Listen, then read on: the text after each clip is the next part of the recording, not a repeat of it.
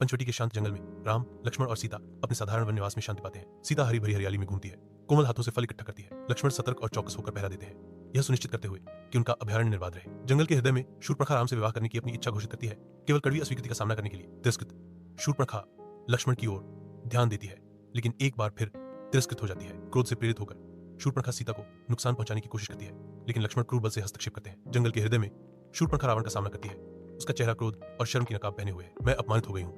राम और लक्ष्मण ने मेरा उपहास करने का साहस किया है। शूर्पणखा की आवाज पेड़ों के बीच गूंजती है, जो विष से भरी हुई है। वह अपनी ईर्ष्या थूकती है, और सीता, उसके पास एक ऐसी सुंदरता है जो देवियों को भी टक्कर देती है।